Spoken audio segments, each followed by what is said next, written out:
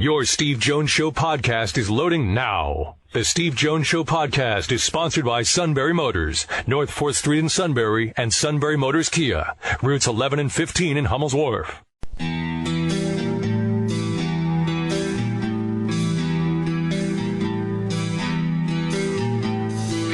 Sports talk where your voice counts. This is the Steve Jones Show on News Radio 1070 WKOK. Now from the Sunbury Motors Studio, here's Steve Jones.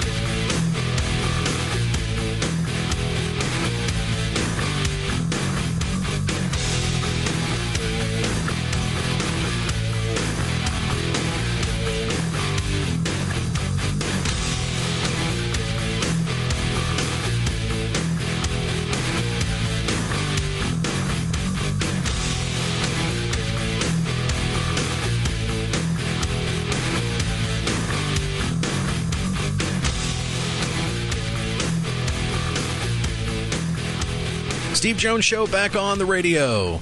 News Radio 1070 WKOK. Also find us at stevejonesshow.com. Like us on Facebook, Twitter handle. Give us a follow at Steve Jones PSU. And Sean Carey, Steve on his way into the Sunbury Motors studio on a Steve Jones Thursday. Sunbury Motors, Ford, Lincoln, Hyundai, North 4th Street Auto Plaza, Sunbury, Sunbury Motors, Kia on the Strip, routes 11 and 15 in Hummel's Wharf.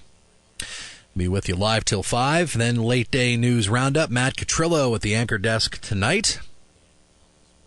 Be with you till 6 for that. Then 6:05 will be our Penn State football show tonight. The coach's show starring James Franklin.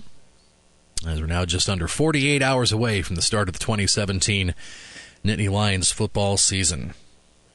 Huge expectations on the line. Penn State Akron, a noon kick on Saturday.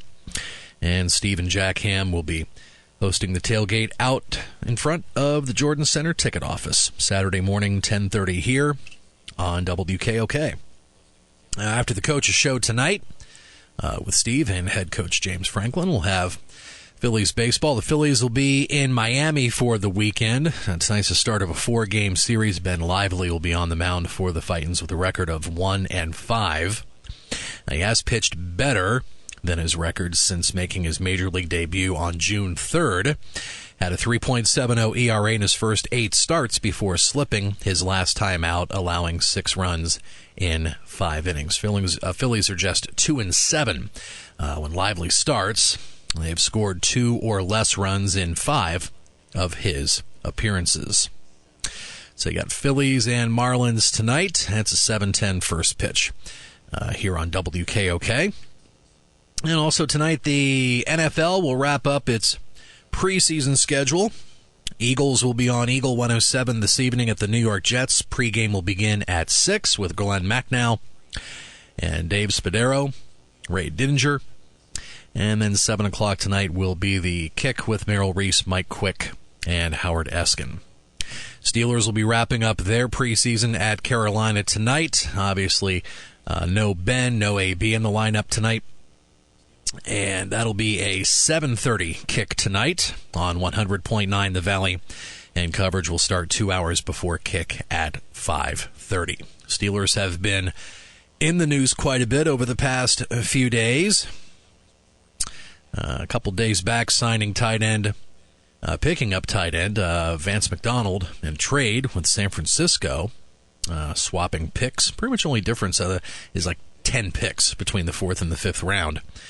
So Mike Tomlin said yesterday in a press conference that Jesse James and Xavier Grimble not playing at the varsity level, so wanted to go out and get it turns out he was a overall 2nd-round draft pick a few years back. So you have a new tight end in Pittsburgh, and the huge news yesterday, the story originally broke yesterday morning at 8 o'clock when Joe Haden was cut by the Cleveland Browns, and barely 8 hours later, it was barely a few minutes after the Pittsburgh Steelers touched ground in Charlotte yesterday to prepare for their preseason game tonight with the Carolina Panthers. It was announced that the Steelers had signed Joe Haden on a 3-year deal, $27 million guaranteed. He'll be paid $7 million this year. So in case things don't work out with Haden, they could cut bait this year, and they're only on the hook for $7 million. But when I first saw 3-year, $27 million, I was like, man, how are they going to be able to afford that? Just kind of thinking long-term picture. Okay, then where are they going to, find the money for Le'Veon Bell? And yes, then sooner or later you're going to have to re-up Stephon Tuitt and Ryan Shazier. So they're definitely all in, the Steelers for sure, especially for the two signings the past few days. Ross Cockrell with a very unimpressive preseason so far.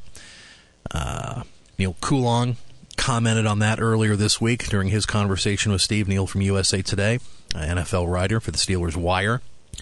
And William Gay is not getting any younger, along with the tooth. So they shored that up for sure with the number 7 pick in the 2010 NFL Draft with Joe Haden now with the Pittsburgh Steelers.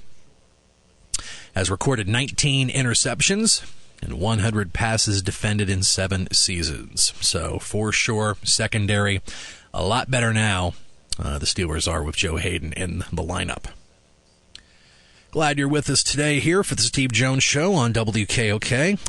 Thoughts and prayers continue to go out to those dealing with the terrible situation in Texas, now going on day 7, the aftermath of Hurricane Harvey. And the longtime NFL writer for the Houston Chronicle, John McClain, scheduled to join us at 3:35 this afternoon.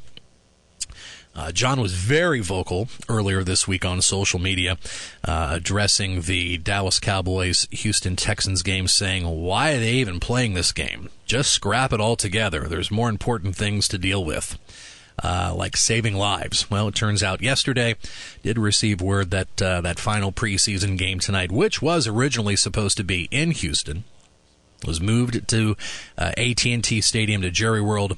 That was about this time yesterday. Caught word, actually right before lunchtime, our time yesterday, that the Dallas-Houston game would be scrapped for tonight in order for the members of the Texans, players and coaching staff could head back to Houston and join in the fight and the fundraising. And speaking of fundraising, how about J.J. Watt raising over $10 million?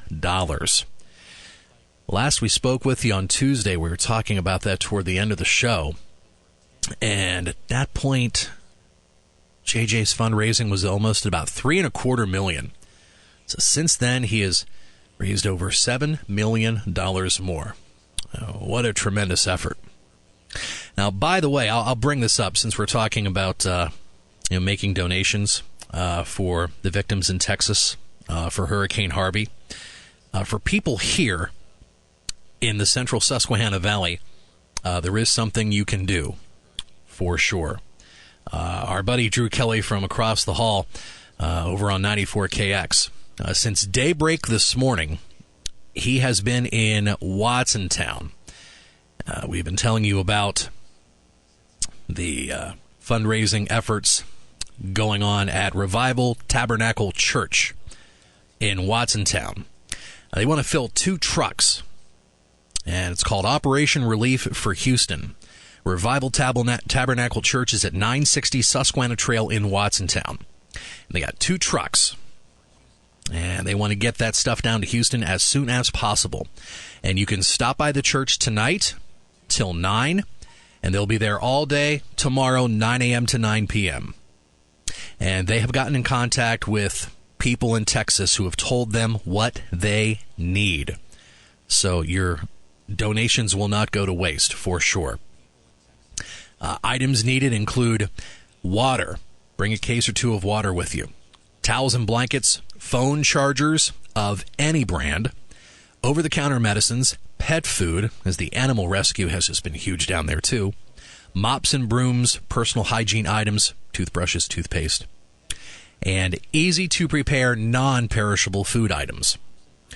So whatever you'd like to give. And also they are taking monetary donations so the truck drivers can buy gas, because they figure the price of gas for 2 trucks to go from central PA to Texas cost quite a bit, could go upwards of 4 figures. So they're also taking cash donations so they can have enough fuel to get to Houston. So again, this is called Fellowship in the Community event, Operation Relief for Houston. And you can stop by the Revival Tabernacle Church, 960 Susquehanna Trail in Watsontown. That's through 9 tonight, and then tomorrow 9 until 9. And your generosity will be greatly, greatly appreciated. And the response so far has been wonderful. But don't rely on everyone else to handle this. All right? Do what you can. All right? And kudos to our buddy Drew Kelly, who's been part of that project since after daybreak this morning, helping to spread the word about the items that are needed in Texas. So we hope you can do what you can. And we'll check in with John McClain at 3:35 to get his take as to what's been happening down there, the very latest from the Houston Texans standpoint, with head coach Bill O'Brien and the team, and where they go from here. All right. We'll also have our high school football roundtable. Normally we have that at 3:35, but since John McClain is only available at 3:35, we're going to put him in that time slot. We'll have our high school football roundtable next hour as we push toward week 2 of high school football here on WKOK tomorrow night. It'll be Shikellamy heading to the Mount Carmel area Red Tornadoes to the Silver Bowl. Selinsgrove, they have their home opener with Montoursville, and with Shikellamy defeating Montoursville last week, 44-20. Lewisburg will be at Central Columbia on 100.9 The Valley, and you got the Tomato Bowl tomorrow night at Alumni Field, Milton and Warrior Run on WMLP. So we'll talk to all of our play-by-play guys at 4:06. And it's the return of the picks segment tomorrow, by the way, with Steve's brother Kevin Jones checking in from Connecticut. Have him on in his usual Friday 4:35 spot. We'll start picking some college football games. And got 4 or 5 that we'll pick from and see where we go from here. And, of course, tonight after our show, Steve will be going to the Penn State Coaches Show featuring James Franklin, get Coach's thoughts as we get closer to the kickoff of the 2017 Penn State football season here on WKOK Saturday. That'll be a noon kick against Akron. And be up and running with the Tailgate Show Saturday morning at 10:30. Sunbury Motors, Ford, Lincoln Hyundai in the North 4th Street Auto Plaza, Sunbury, and Sunbury Motors Kia on the Strip, routes 11 and 15 in Hummel's Wharf. Back after this on WKOK.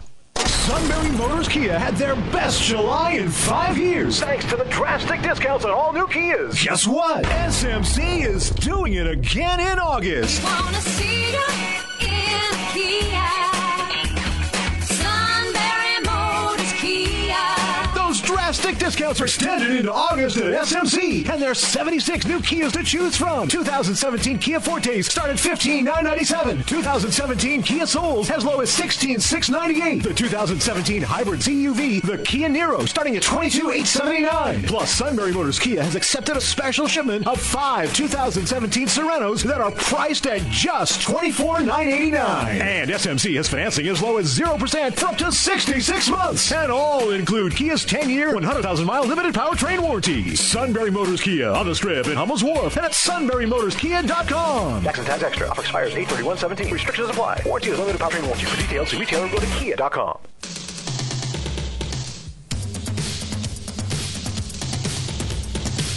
Sunbury Motors Studio on this Thursday. Great to have you with us on the show today. John McClain, Houston Chronicle. Next half hour, we'll talk about the situation down there. High school football previews move back to 4:06 today as we get ready for the second week of the high school football season. Week 2 coming up. It's an interesting dynamic starting earlier. Don't you think, Sean? I think it is. Second year in a row they've done it. I think it's a very interesting dynamic to see how it catches on with people. Now, it's been a cooler fall. Oh, last year. Cooler summer, I should say. Yeah, last year, week 1, it was an absolute sauna bath for all of our guys up in the press boxes. So, yeah, it was a complete 180 last week. So, no complaints from our crew. But, yeah, you're right. I mean, it's just been so ingrained that we're always expecting football to start the Friday of Labor Day. Yeah, Friday of Labor Day weekend, yeah. Yeah, it's week 2. Now, college football, of course, starts in earnest tonight with Ohio State and Indiana. I think it's a game for 2.5 quarters, and then I think the last quarter and a half it is not. You can talk about Tom Allen knowing Kevin Wilson so well, Kevin Wilson knowing Tom Allen so well. The bottom line is Kevin Wilson's got better players. He's got better personnel. But here's the odd thing about it. Ohio State, I'll say it's right up front. Their defensive line is just fabulous. I mean, they're too deep. Their second group would start for a lot of people. They're that good on the defensive front. But you know what I find interesting about their offense? If you go J.T. Barrett, Mike Weber, tight end Marcus Baugh, and their wide receiving group led by Paris Campbell, which one of those guys, which one of those 6 guys would you trade and replace a Penn State guy with? Which one? I'd say none. That's me. You may have a completely different take, a different opinion on it. But there is not, among the skill position guys for Ohio State, who are very good, there isn't one that I would take over a Penn State guy. I'd take Gesicki over Baugh, I'd take Barkley over Weber, I'd take McSorley over Barrett. Same thing with Tompkins, Johnson, Deshaun Hamilton. I think they're just better than the Ohio State guys in the skill position spots. What I'm going to find interesting for Ohio State is this. Who do you replace the secondary with? Who? What they did last year was remarkable because they had to replace the secondary from the year before. As it turned out, 3 guys were drafted within the first 2 rounds, and if Conley hadn't gone astray off the field, they probably would have had 3 first-round picks with Lattimore, Hooker, and Conley. Well, after 1 year of those guys, you have to replace them again. It's going to be very interesting to see how they do that. Indiana will test them throwing the football. And Indiana's defense, by the way, is better than the traditional Indiana defense that you're thinking of. But I think better is only 2.5 quarters worth of better. I think for 2.5 quarters, midway through the third quarter, this is a game, and I think Ohio State then pushes away and beats them. It's also going to be interesting tonight to see what the crowd is like at Bloomington. It'll be sold out, but what percentage of the crowd will be Ohio State fans? It is not a difficult trip from Columbus to Bloomington. You're going to have a lot of Ohio State fans there tonight.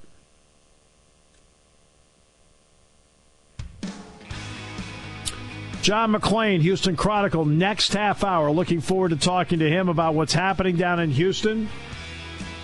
Also want to get into a couple of areas with him in the NFL. The Elliott suspension. A little bit on the Texans. J.J. Watt, Bill O'Brien. But I also want to ask him about... I'm sorry, the Texas Rangers did not switch out the series with Houston. I don't care. They should have. I don't want to hear about logistics. Every time I turn around, I always hear about problems. Well, it'd be a problem to do this. It'd be a problem to do that. All right? Solving the Manhattan Project, that was a problem. Okay? That's a problem.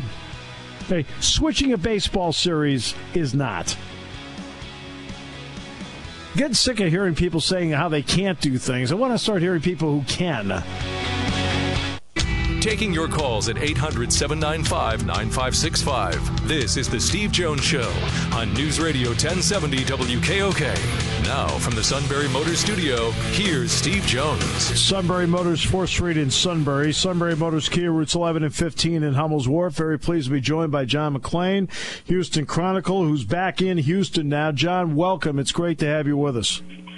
Thank you very much, Steve. I just drove back from Dallas today. The Texans drove back yesterday. They couldn't wait to get home and get back with their families. And it's amazing to me. I don't see any water anywhere. It's business as usual. I know there are some suburbs that are close to creeks and rivers and the reservoir that had to have water left out that are still flooded. But where I've been in one of the busiest parts of Houston, right now. I'm at the stadium. I don't see any water. Oh, that's amazing. Now, do you live in an area that would be a flood-prone area yourself, or are you in an area I do not. I wouldn't be that. I wouldn't be that dumb. I've been in my house for 30 years, and I made sure our drainage. I went to a place where they'd replaced they'd redone the streets and replaced the drainage, and my wife wrote it out. 4 straight days of incessant rain, and she said it barely came over the curb. So we were very, very fortunate, and compared to many others whose lives are shattered. It's remarkable. You know what really strikes me is so many people from Katrina were taken to Houston and stayed, I believe, in the Astrodome for a period of time. And some of them ended up staying and living in Houston, which means they've had to go through something like this twice. Yeah, I don't remember Louisiana reaching out and asking everybody to come over there.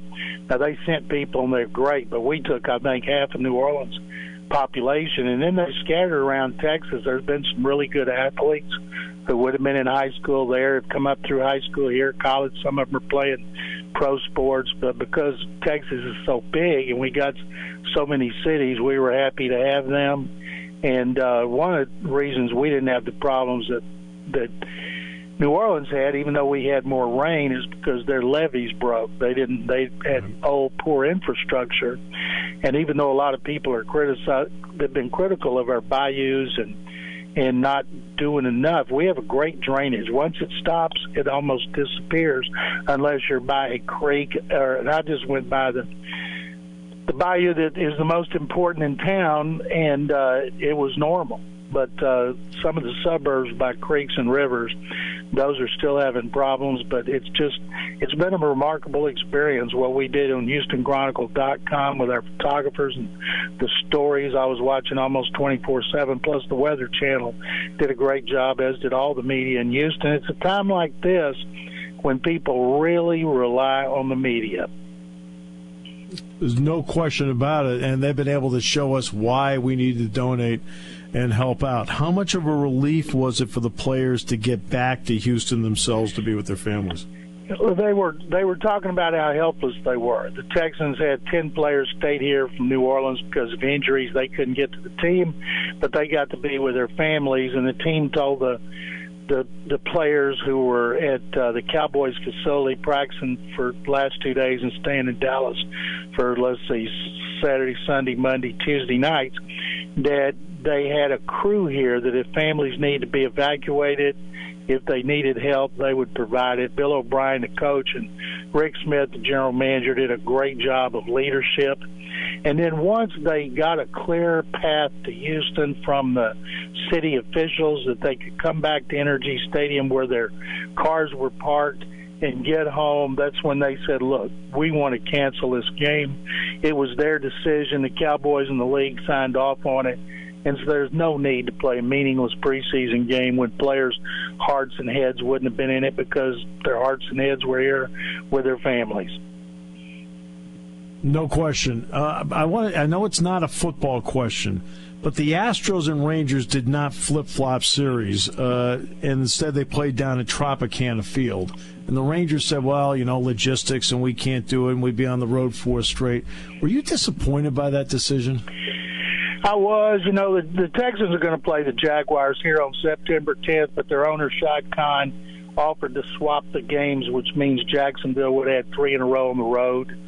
And so he didn't hesitate because some things are bigger than sports. Now, the Rangers didn't do that, but the Rangers gave $1 million, better the money. I mean, I understand from a competitive standpoint, and they just beat the heck out of the Astros in those 2 games. But if you can give it up and them give $1 million, it was worth it. You mentioned that the Texans are going to be home here at some point. Eventually, the Astros will be in postseason. Do you think just the fact that postseason baseball and then the NFL is going to be there, because the water recedes doesn't mean the problems go away. For some people, it's going to be months and maybe a year and a half before some normalcy returns to some areas and to some lives. Can sports be an important vehicle to get that message out? Because what I'm talking about will be games that will be taking place down the road and in October to then revisit Houston. Well, we're going to have games next week. Texans open here on September 10th. The Astros are coming back to town because there's no problems. There's no problems with the roads, the freeways, the stadiums are fine, and so they'll be back. And sports is a big part of the healing process. I wrote a column 2 days ago talking to the Texans about, yes, they want to play the game here. When J.J. Watt runs out of the tunnel waving the American flag, the decibel level at NRG Stadium will be just incredible, because he's so popular to begin with, and now his online fundraising, which is more than $10 million today and going up, and he is personally with his teammates going to distribute things. He's got 18-wheelers coming in loaded up. It's just a massive effort that he has spearheaded, and so the Astros will be back, and so yes, sports are a big part of the healing process, as the Saints were when they came back for the first game against the Falcons after Hurricane Katrina. That is still the loudest crowd I've ever heard. Yeah, I bet it was. And that was a year after, because they had spent that year on the road, if I recall. Yes, for that dome had to be done, and when they came redone, and when they came back, I've never heard anything like it. Yeah, amazing. When Watt was at Wisconsin, it happened to be those 2 years that had rotated off Penn State's schedule, so I was never around him. I never saw him play. What is it about that generosity within him, the feeling he has with him about community, and also and where is he now as a player on the comeback trail? First of all, it comes from his parents, his mom and dad. They're incredible people. He's got those blue-collar values, and he's been that way since he got here. I know a lot of people say he's a phony. They don't like the fact he's got so many commercials, or he does so many things like invited to host the CMAs in Nashville, and been in a couple of movies. But he's just a big kid being a kid. He's single, and he doesn't have any kids yet. He wants to be a high school coach back in Milwaukee, Wisconsin, at some point after he retires. And he's 100% back. Right now, if he plays well this year, there's a good chance he might win Comeback Player of the Year. If he plays great, he could be the first four-time winner of the NFL Defensive Player of the Year award. And I believe right now he's probably going to win the Walter Payton Man of the Year award. So he could win. He could be a three-time winner at the NFL Honors Show in Minneapolis before the Super Bowl. Obviously, with Bill O'Brien here, John, I saw what he could do with Matt McClain. I saw what he did initially with Christian Hackenberg. He's had 8 quarterbacks with Houston. Tom Savage looks like he's going to be the guy. When you look at Tom Savage, is there something in him that you see that Bill O'Brien really likes? Tom is the guy. He's the starter. He's been hurt each of his first 3 seasons. Bill O'Brien has benched his starter in each of his first 3 seasons, so the odds are at some point Deshaun Watson's going to play. But right now, Savage had a better preseason. Watson they like him a lot. They think he's special. O'Brien has not been able to get a quarterback here to be consistently productive, and they hope it'll be Savage, who's in the last year of his contract, or Watson. Savage is the 5th quarterback they've employed in the last 5 years to start the season, and Watson will be next year, so it'll be 6-6. Amazing. And yet they still have made the playoffs. I mean, that's amazing to be able to do that.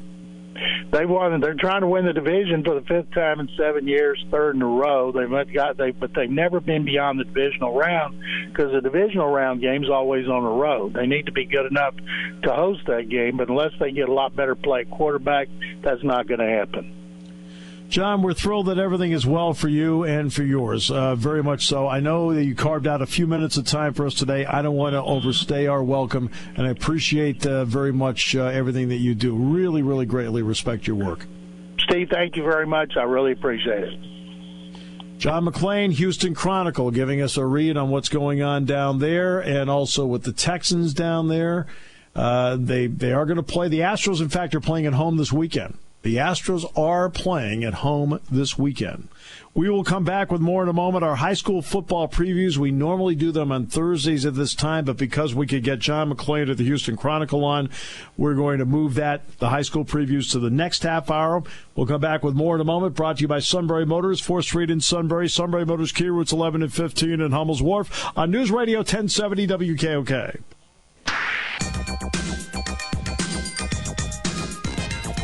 Great to have you with us on this Thursday. Our thanks to John McClain of the Houston Chronicle for giving us a read on what's going on down there. There are obviously a wide variety of charities that you can donate to. J.J. Watt, he mentioned specifically what he's been doing. And what J.J. Watt has done is they've raised 7 figures so far for relief down there. There's also the American Red Cross at redcross.org that you can make a donation to help. It's going to take a long time for many people down there to rebuild, from Port Arthur to Beaumont to Houston to Kingsport, all the way down to Corpus Christi. There's just so much water down there. But again, it's one thing I had checked earlier, mentioned where they play, Reliance Stadium, and I had noticed the entire time that nothing was an issue up in that area. And same thing with Minute Maid Park. Minute Maid Park, where the Astros play, is not an issue. In fact, the Astros will be playing at home this weekend, and then the Texans will open up next week as well. But he mentioned how Jacksonville had offered to move the game and flip-flop spots. And it would have meant the Jags would have been on the road 3 straight weeks, but they didn't care. I know the Rangers gave $1 million. I appreciate that. But they should have flip-flopped instead of going to Tropicana Field. I always hear that it's so difficult to do this and it's difficult to do that. Oh, for goodness sakes. Splitting the atom is difficult. All right? Moving baseball games is not. It's not. Oh, there's a challenge to it. And I appreciate the challenge of it. But don't make it seem like you're climbing Everest. You're not. All right. Well, here's Saturday. Beaver Stadium. Interesting. We talk about Harvey. We actually make the remnants of it moving through here this weekend. But I'm reading more and more that whatever heavy stuff we get is going to be after the game. We'll see how it plays out. That's why we have the weather guys. They're the ones, they're the experts on that. I just guess. But I'm just trying to read what they've been putting down for us to see for the game coming up on Saturday. Look, you just want to open and get going with this. You just want to open and get going with it. The off season, in retrospect, feels like it went by in a blur, but as you're going through it, it didn't. And I think part of it is that once they got to training camp began July 31st. Well, that's the longest training camp I can remember around here in terms of the number of days, because there were no two-a-days. Oh, yeah, there have been 29 practices the last few years, but you had two-a-days, which compressed the schedule a little bit by, maybe almost a week. And by taking the days and tacking it to the front, I think that's made it a little more difficult. I know it's one thing to talk to James Franklin about it, but it's interesting when you talk to Joe Susan, and then when we had Terry Bowden on the show earlier in the week discussing it, what they talked about was not just the length of it and what you have to do with it, but also the expense involved. It is not for a Power 5 school with the mega television deals and so forth. All right, there is an expense and you do have to pay for it, but it's manageable.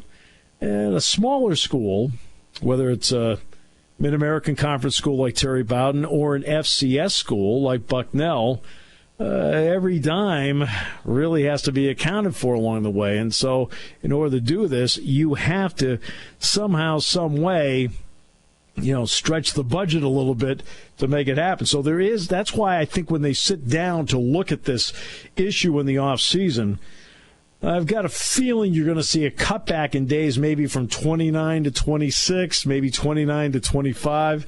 I'd say 29 to 26 probably. I don't think they'll be as radical and knock 4 days off. But and part of it's going to be cost containment, not for the Power 5 schools, but cost containment for MAC schools, Conference USA schools, FCS schools. I mean, that's where it's going to come down with the cost containment issue. And when you look at that, and I think that that's something that I think is going to be discussed, because that part felt like it went forever. This is August 31st, and they started July 31st. Well, today they'll have their last full practice today before the game. They'll do a walkthrough tomorrow, and then they'll finally play on Saturday. And then you get into that game week routine, which they're in now, but you really feel like you're in a game week routine once you go from 1 to 2. And they'll do that for the next 6 weeks before they get a bye week. And then the bye week will lead into Michigan. And then, of course, you've got Ohio State, Michigan State, and that 3-game set that they've got coming up right after the bye week. Next week, of course, next week they've got Pitt. We're going to get a lot more into that starting on Tuesday, obviously.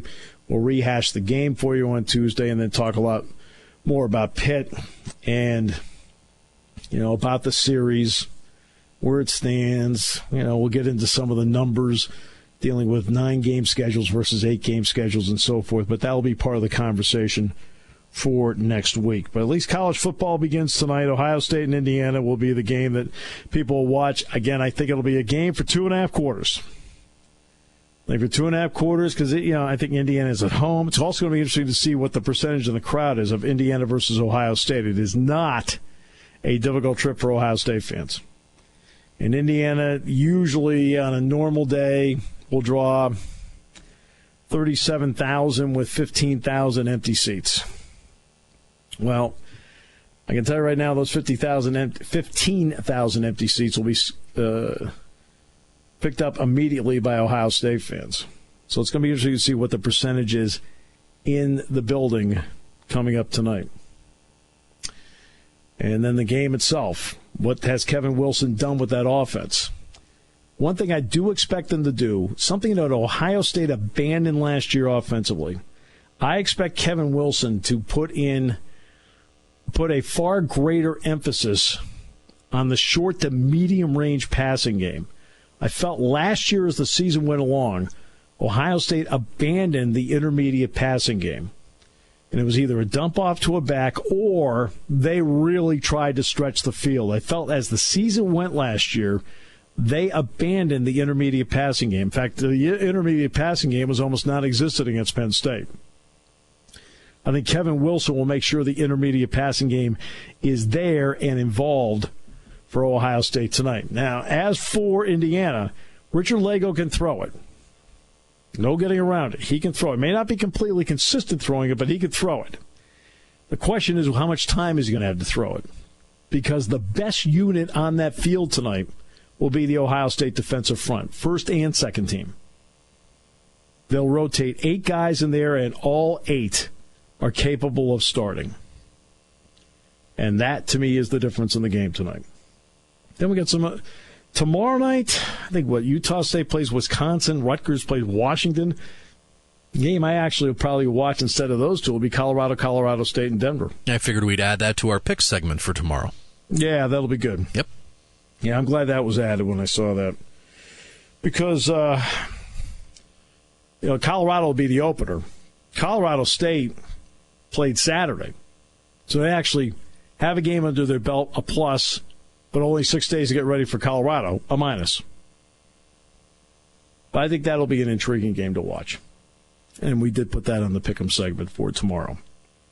High school football previews. Week 2 is coming up. Today's show brought to you by Sunbury Motors, 4th Street in Sunbury. Sunbury Motors, Key Routes 11 and 15 in Hummel's Wharf on News Radio 1070 WKOK. You're listening to News Radio 1070 WKOK Sunbury. You can hear us anywhere in the world with the Sunbury Broadcasting Corporation app.